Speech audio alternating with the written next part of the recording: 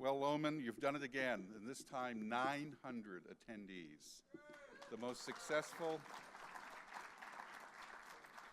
Yes, occasionally I go on MSNBC. The last time I was on, it was a particularly contentious exchange, and during one of the breaks I turned to the host and say, you know, you've got 4 liberals against me.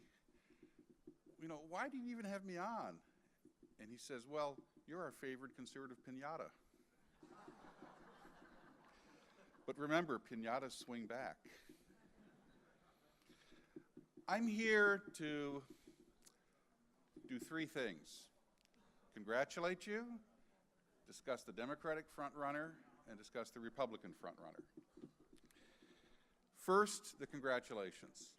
Almost every time I've come before the Pennsylvania Leadership Conference, I have told you, I have begged you, I have implored you to go to your leaders in this state and say the time finally is to say enough is enough and to be firm and not blink. And you know what? It happened. I once interviewed a Democratic congressman from Washington State named Brian Baird, and I asked him, why is it that the Republicans always seem to lose when it comes to titanic confrontations, something important, a big social issue, a big fiscal issue, a big national security issue? And he says, it's very simple. I've observed my Republican colleagues for years, and they have a defect in their tear ducts, all of them. And I said, what do you mean? And he says, well, if you have a staring contest with them and you stare long enough, they will always blink first. Now, we all know that's not true, but we've all seen it happen.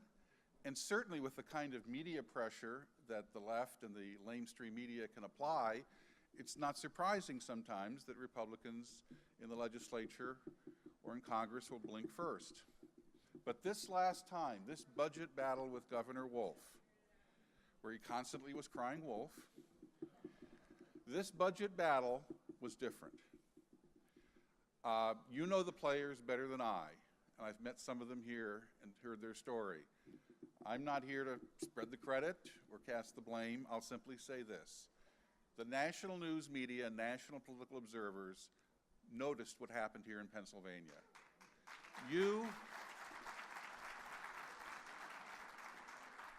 stared and stared and stared at Governor Wolf for 10 months, and he finally blinked.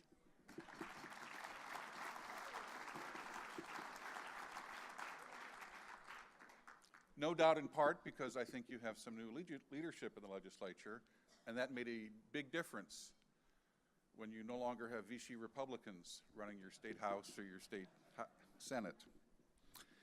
Now, the Democratic frontrunner. Here's the fun part. Yes, Hillary, because of the superdelegates and because the Democratic Party is not small d Democratic, she's going to steamroller on towards the Democratic nomination. But I'm not entirely convinced that she's going to actually be the Democratic nominee. Because despite all of the primaries she's won, there's one final primary left at the end of the process. It's called the FBI primary.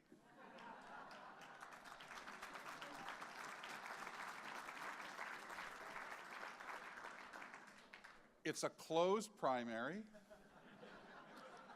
There's one polling location, and there's one voter, FBI Director James Comey. Now, don't get me wrong. I'm going to sketch out a scenario in which I don't believe that the Obama Justice Department, I wrote a whole book on this, I'll be signing it afterwards outside here. I wrote a whole book on how the Obama Justice Department has been captured by politicized forces that do not play fair with their prosecutorial decisions. But listen, hear me out. I think Hillary is going to lose the FBI primary, and I think that's going to damage her, either dramatically for the Democratic nomination or in the general election in November. And here's why. First of all, let's review how serious her situation is with the classified documents and the server. Hillary Clinton, as Secretary of State, signed a document that clearly indicated she is responsible and accountable for information that is classified regardless of when it is given the status of classified. This cuts through the smokescreen of her defense that documents that went through her private server and later identified as classified weren't classified at the time that she saw them. She was expected by the law to know which material by its inherent nature was deemed worthy of this classification. We know that at least 22 of her emails were not only classified, but identified as part of a special access program and considered highly top secret. These highly top secret documents are considered to be the most precious crown jewels of our national intelligence community. Now, obviously, Hillary is lawyering up, her aides are lawyering up, they're about to be interviewed by the FBI, but let's look at some history here about what we can expect from those interviews. James Comey is a career prosecutor. Do you know what his first big case was? He was deputy counsel to the Senate Whitewater Committee. This is from the latest issue of Time magazine. Listen very carefully. In 1996, after months of work, Comey came to some damning conclusions. Hillary Clinton was personally involved in mishandling documents and had ordered others to block investigators as they pursued their case. Worse, her behavior fit into a pattern of concealment. She and her husband had tried to hide their roles in two other matters under investigation by law enforcement, Travelgate and FBI Gate, where the FBI records were somehow transferred from the FBI to the White House for reading material purposes late at night. Taken together, the interference by White House officials, which included destruction of documents, amounted to, quote, far more than just aggressive lawyering or political naivete, unquote. Comey and his investigators concluded. They concluded, quote, this was a highly improper pattern of deliberate misconduct. Now, they chose not to indict for a very simple reason. A jury in the District of Columbia was unlikely to convict the First Lady of the United States. But the conclusions of that investigation are contained in a draft indictment which is slowly being piece by piece revealed out of the National Archives thanks to lawsuits from Judicial Watch, a public interest law firm in Washington. It would not surprise me if James Comey, based on his experience in the Senate Whitewater Committee 20 years ago, views the current investigation of Hillary Clinton as the latest chapter in, shall we say, unfinished business. Now, how will this play out? There will be a report from the FBI to the Justice Department with a recommendation. Now, my prediction is this will come in early May, roughly, and the Justice Department will view it as a very serious and very important matter, worthy of great and weighty consideration, like 4 to 6 to 8 weeks worth of consideration. In the meantime, as former Attorney General Mike Mukasey has told me, the chances of that report leaking to the media are 100%. Now, the Democratic Party will very simply take that 4 to 8 week period before the conventions, and it will watch what the public reaction is to the revelations in that report. They will watch the poll numbers. If Hillary Clinton drops 8, 10, 12 points because of the complete mishandling of national security and the cover-up that resulted from her mishandling of the server issue, they will become very nervous. If she doesn't drop much in the polls, they'll hang on and for dear life and hope for a Republican nominee that will self-destruct or be too extreme or divisive.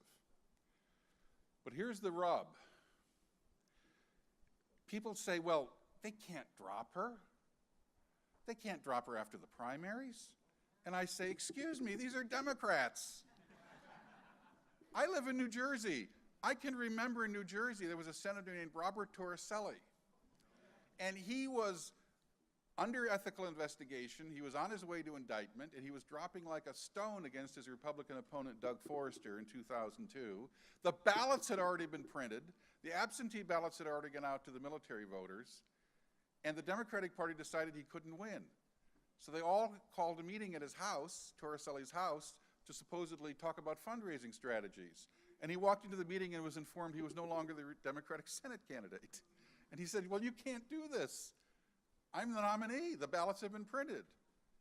Do you remember that scene in The Treasure of the Sierra Madre with Humphrey Bogart where he encounters the Mexican bandits? We don't need no stinking badges. They didn't need any stinking rules. They threw him off the ballot and put in a mummy named Frank Lautenberg instead. And the mummy served in the Senate for several more years after that. If they can do that, they can do anything. Because here's the interesting thing. Not only do the Democrats have superdelegates, unlike the Republicans, they also have an additional clause in their delegate voting rules. The Republican delegates, you'll recall, in 95% of the cases, are pledged to vote for the winner of their state for the first ballot. Democrats have the same rule, but they have an extra additional clause. This is true.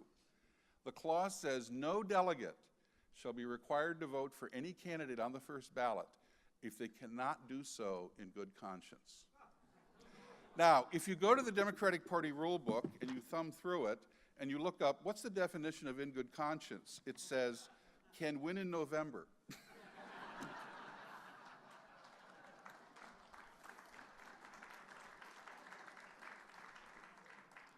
Now, here's my prediction. Hillary will take a really big hit in the polls. The Democrats will get nervous. They'll approach her and say, maybe you need to let this matter rest. Maybe you need to move on. And she'll say 2 words, and they'll begin, and they won't be happy birthday. Well, here's the deal. There's not going to be one FBI referral. There will be 2 FBI referrals because they've already announced they're investigating 2 things. One is the server, and one is the information on the server. Why would she conceal 60,000 of her emails over 4 years? And it wasn't because she didn't want us to know her yoga routine. Obviously, it was to conceal the relationship with the Clinton Foundation and the State Department. You know, Hillary Clinton opposes the privatization of every government operation except for the State Department. That she wanted turned over to the Clinton Foundation, and she probably did. Well, that investigation is running a little bit behind the first investigation of the server, and that will be coming in the next few weeks or months. That will be a whole new investigation and a whole new referral. And I predict that if she resists the Democrats, somebody will go to her and say, Hillary, we're going to have a conversation with Bill. Because you see, the server investigation is about Hillary. The Clinton Foundation investigation is about Bill. And that may be the interesting crowbar or the leverage that they have. Now, I may be wrong and the poll numbers may hold up and she'll power on to the nomination. In any regard, any respect, she will be a damaged nominee. Now we move to the Republican frontrunner.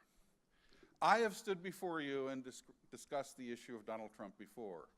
You might remember that right after the 2010 election when he was first bruited about as a Republican candidate for 2012. I'm not here to discuss any of my policy disagreements with Donald Trump, that is assuming I can establish what his policies are. I'm here to make a very practical argument. In the last week, we've had an increasing body of evidence, whether it's about the Geneva Convention should be trashed, whether it's about the role of NATO, whether it's about going into Wisconsin and criticizing a governor with an 84% approval rating among Republicans, Donald Trump criticizing Governor Walker for not raising taxes, and attacking the character of a reporter whose campaign manager has been accused of manhandling. And then, of course, we have the abortion issue.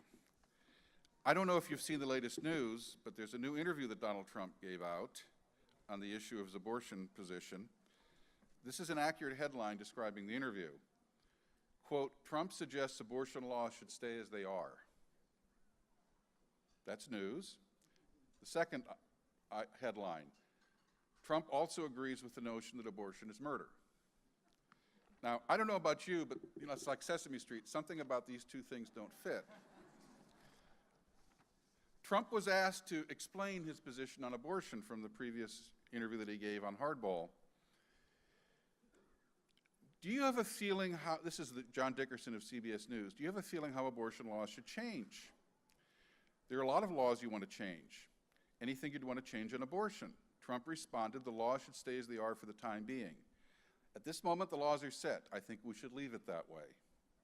Dickerson then went on to ask if Trump disagrees with the proposition that abortion is murder. No, I wouldn't disagree with it, he said. Incoherence is not even the word for this.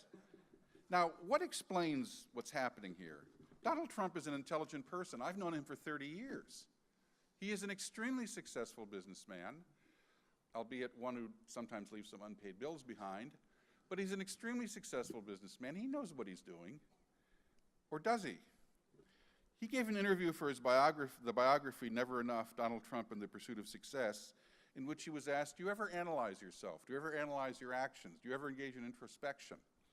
The reporter, Michael D'Antonio, said, I'd really like to have an answer on this because we want to know how much you think internally about what you're saying and doing. Trump looked at him as if he were a Martian. What are you talking about? So finally the guy said, well, do you ever analyze yourself? And Trump said, no. This is on tape. No, I never do that. I never analyze myself. Why? Quote, I never like to analyze myself because I might not like what I see, unquote.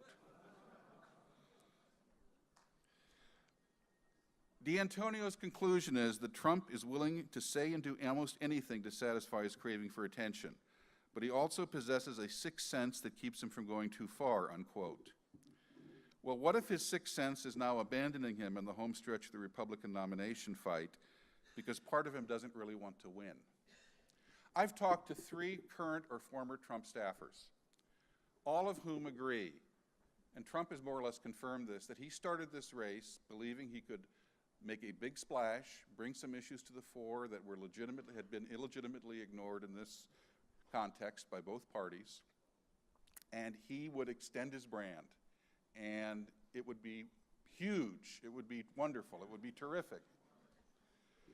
Look, none of us expected his success. He didn't either. So brand extension has gone out of control. And now Trump is in the position of like the dog that caught the car. What does the dog do when it catches the car? Trump's communications director for his pro-Trump super PAC that he later disbanded, Stephanie Segalski, wrote a piece last week in which she said, quote, I don't think even Trump thought he would get this far. I don't even know that he wanted to, which is perhaps the scariest prospect of all. He certainly he's neither prepared or equipped to go all the way to the White House. He doesn't study, but his ego has now taken over the driver's seat and nothing else matters. Even his friends are wondering what's going on. Roger Stone, you all know who Roger Stone is, who's now promising there will be, quote, days of rage, unquote, at the Cleveland Convention. The last time the terms days of rage were known in politics, it was when the Weather Underground hit Chicago in 1968. Not a good, shall we say, historical parallel.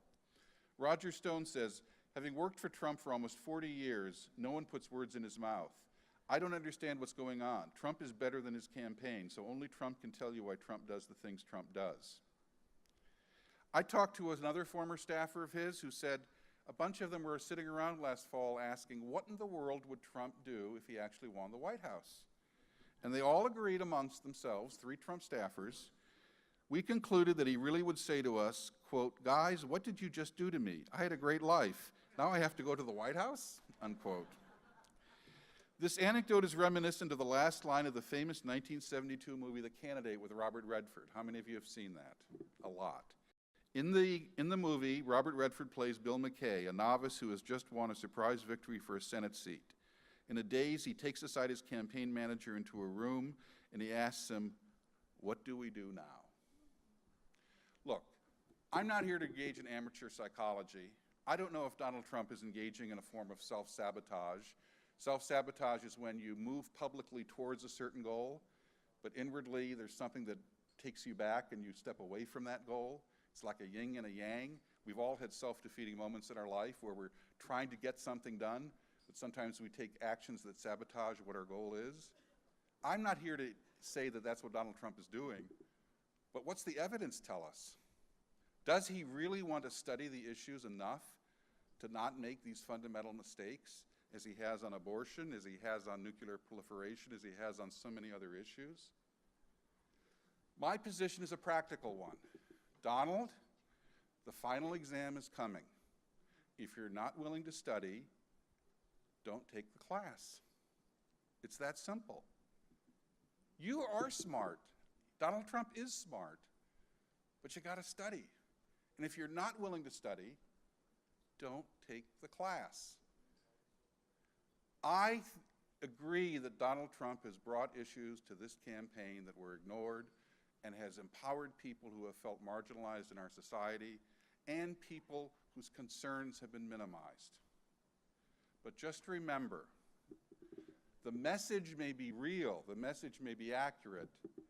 It doesn't mean the messenger is always the most appropriate one. The cure can sometimes be worse than the disease. I want the people who have been inspired and motivated into politics by Donald Trump to remain in politics. I don't want them disappointed by a candidate who refuses to study and who's engaging in what appears to be acts of self-sabotage, because that will only alienate them further, it will only render them more powerless, and it will make some of them feel like they're Trump's chumps. So my advice to Donald, who I've known for 30 years, I agree with Roger Stone. You're better than this. You're better than your campaign. Study up or drop the class. Thank you very much.